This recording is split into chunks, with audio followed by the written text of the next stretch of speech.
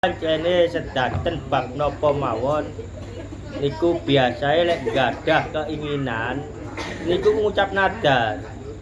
Mongko lek pun kecape keinginan niki wau nadare mboten dilaksanakan, moko Allah ingkang nyuruh nggih makhluke terkadang diparani ula mae.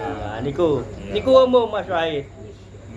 Boten dalam keadaan nggih sing nglairaken jalan niku mau sedanten biasa menungso niku lek nadar niku krana nggadahi keinginan mari ngoten lek wis tercapai lali mboten dilakoni nadare akhire nggih niku wau Allah meringati dugi makhluk lintune termasuk ula niku wau sing sering ngriyani kelebonan ula niku wau krana mboten ngerti akhire ula dipejahi ngoten nah nggih niku urusan kali Allah kiyambak termasuk niku wau aku lek duwe anak lanang mandek rokokan aku gak rokokan lah niku sik ringan Mas Wahid ngoten ya nah iku mek ringan mek rokokan tok misale diterjang mboten kiyat dhek krana dhek nggih pun diparingi napa sing dikakarepaken dhateng Allah diparingi tapi nggih niku wau wong sing rokok ketoke gampang tapi berat krana napa rokok niku nggih kados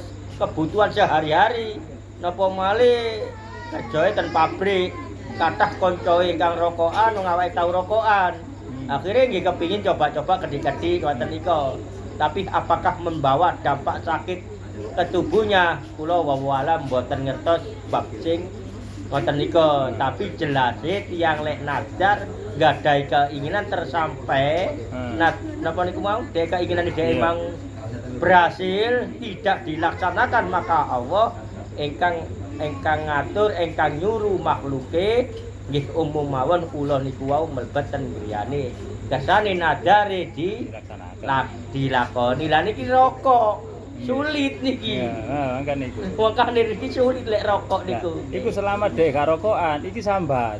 Dolek sambat. Aku mumet ngene. Aku mumet. Lah setelah dek kan ditawani rokok rokokan iki, Cak. Bae ilang krana rokok, Cak.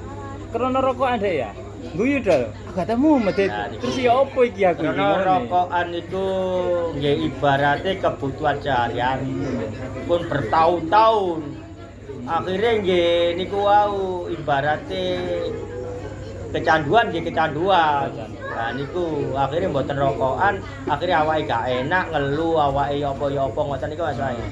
Wis napa nggih donga mawon tediten Allah menawi diganteni nadare niku wau maringi lare yatim piatu atau maringi ten masjid ngoten mawon niku kersane Allah ingkang ngatur mergo Allah Ar-Rahman Ar-Rahim mung masalah mek rokok kan ngoten kuwatir nadar sing gedhe-gedhe niku lah niku kula mboten ngerti lek rokok niku wau wis intine nggih ilmune nedhi ngapura dhateng Allah mawon diganteni sedekah ten lare yatim ngoten mawon pun niku Allah ingkang ngapura kok mboten sampe sing kados napa nggih pun